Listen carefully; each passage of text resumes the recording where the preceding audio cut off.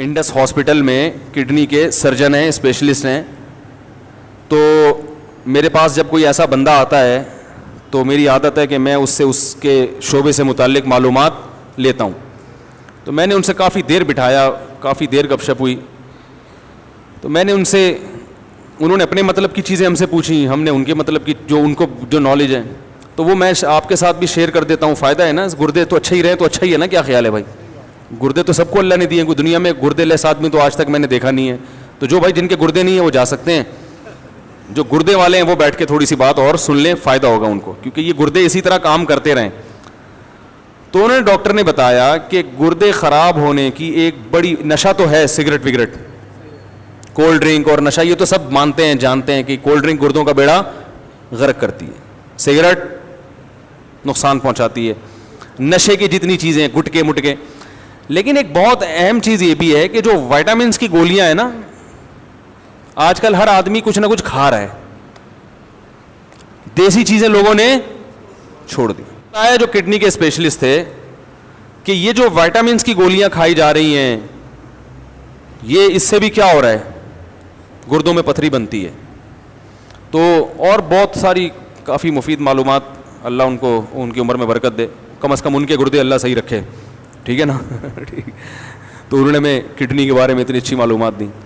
तो दवाओं, पैनाडोल है, ज़रा सी टेंशन हुई, थकावट हो रही है, 2 गोलियां पैनाडोल फाँक के, अबे भाई तुझे थकावट हो रही है, सो जा, तू आराम कर ले, थोड़ा गर्म पानी से नहा ले, क्या ख्याल है, थोड़े पट्टे वट्टे क्या हो जाएंगे, खुल जाएंगे, मालिश कर ले. ठीक है. तो ये चीज़ें हुआ करती थी. मैंने बड़े बड़े हकीम देखे हैं, बूढ़े बुढ़े, ऐसी फिटनेस. हमारे महल्ले में एक हकीम, हाँ ये मतलब नहीं है कि हर हकीम इस काबिल है कि इलाज कराएं, इनमें बड़े बड़े फ्रॉडी भी पड़े हुए हैं भाई. एस्टेरॉइड खिला रहे होते हैं मरीजों को ना, दवाओं में डाल के वो एकदम फिटफाट हो जाता है. तो इसमें बहुत फ्रॉड भी बहुत है. लेकिन इसका ये मतलब नहीं है कि जो हिकमत का तरीका इलाज है वो तरीका इलाज ही गलत है. बहुत सारी चीज़ें आज भी, और आपको एक बात बताऊं, हकीमों के जो नुस्खे हैं, कई नुस्खे ऐसे 1000 साल से चले आ रहे हैं, अब तक कोई साइड इफेक्ट उनका सामने नहीं आया. जवारिश जालेनूस 1000 साल पुरानी है, हकीम जालेनूस ने इजाद की थी, ये 1000 साल से चली आ रही है. कि नाम कितना अच्छा है, जवारिश जालेनूस है भाई.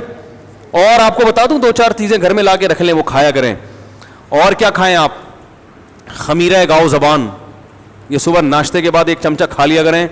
दिमाग की सेटिंग इंशाल्लाह कभी भी आउट, बोलो भाई, नहीं होगी. बनफशे शहतूत रख लें, खांसी वांसी ज़रा सी हो, गर्म पानी में बनफशे शहतूत डाके.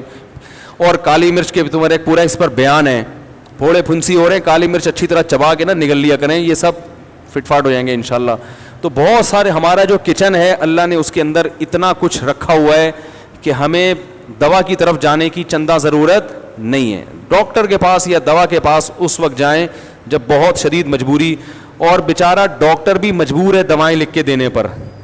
डॉक्टर ये कहते हैं कि इन कमबख्तों को दवा लिख के ना दो तो ये समझते हैं कि हमारा इलाज हो ही नहीं रहा है, वो दोबारा डॉक्टर के पास आते ही नहीं है. और जितने भर भर के कैप्सूल लिख के देगा ना, लोग समझते हैं ये है बेहतरीन डॉक्टर. समझ रहे हो? तो डॉक्टर भी क्या है, बोलो ना. मैं एक डॉक्टर के पास गया, मेरी बच्ची के वो ऐसे पता नहीं वो पूरे फोड़े फुंसी क्या, पूरा अजीब सा वो हो गया था उसका, गर्मियों में ना स्किन ख़राब हो गई, छोटी बच्ची थी. मैं डॉक्टर के पास गया, डॉक्टर साहब ने कहा यार ये जो गर्मियाँ ख़त्म होंगी खुद ही ठीक हो जाएगा. ये एक क्रीम लिख के दी, बस, इससे ज़्यादा कुछ खिलाने की ज़रूरत नहीं, ये एक टाइम पूरा करके बीमारी ख़त्म.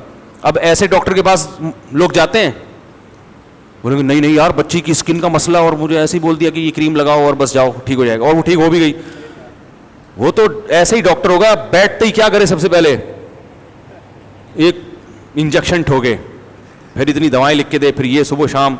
एक नफसियाती असर है, लोग उससे ज़्यादा मुतासर होते हैं.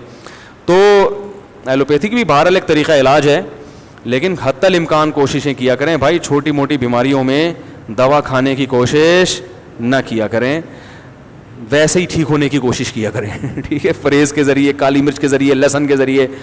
अब लहसुन है वो कोलेस्ट्रॉल को ख़त्म करता है बॉडी से, तो पहले से ही कोलेस्ट्रॉल को ख़त्म करने के लिए लहसुन खाना शुरू कर दें, बजाय इसके कि बाद में इतना बढ़ जाए कि आपको फिर हॉस्पिटल में एडमिट होना पड़े, फिर आपको भारी भरकम टीके लगें. तो बेहतर नहीं है कि एक उम्र के बाद सुबह आपने नाश्ते के बाद 1 लहसुन फाँक लिया, تو سیٹنگ تھوڑی سی انشاءاللہ صحیح رہے گی. بلکہ ناشتہ اتنا ہلکا کیا کہ کولیسٹرول پیدا ہی نہ ہونے دیں. کیا خیال ہے بھائی؟ نہیں آ رہی تو رہنے دیں, ایسے ہی ٹھیک ہے بھائی. تو یہ گردے کی جو بیماری ہے نا, یہ اس سے بڑا گہرا تعلق ہے گولیوں سے اور سگریٹ اور یہ کولڈ ڈرنک وغیرہ ان چیزوں سے. ہر دوسرا تیسرا آدمی گردوں کا مریض بنا ہوا ہے. اور یہ جو پریگنینسی میں خواتین کو گولیاں کھلائی جاتی ہیں اکثر وٹامنس کی, ان کی زیادتی پھر بگاڑ دیتی ہے کیس. ان عورتوں کے کڈنی میں مسئلہ ہوتا ہے. پرانے زمانے میں خواتین کو پریگنینسی ہوتی تھی, دیسی گھی کھلایا جاتا تھا, پھل فروٹ کھلائے جاتے تھے, بچے کی ولادت کے بعد بھی وہ دودھ جلیبیاں لائی جاتی تھیں. اب یہ تکلفات لوگوں نے چھوڑ دی ہیں, اب وہ ٹیبلٹ پہ آ گئے ہیں. بھائی ٹیبلٹ تو پھر یہی کرے گی, دودھ جلیبی کھایا کرو. مفتی طارق مسعود صاحب, میرے والد صاحب خواجہ تقی الدین شدید علی ہیں, اور ان کو ڈائلسس میں ڈال دیا. اب دیکھو یہ بھی ڈائلسس کا کیس ہے نا گردوں کا. اللہ تعالیٰ ان کو شفا عطا فرمائے, دل سے دعا ہے بھائی. ڈائلسس پہ جانے سے پہلے کڈنی کا خیال کر لیں.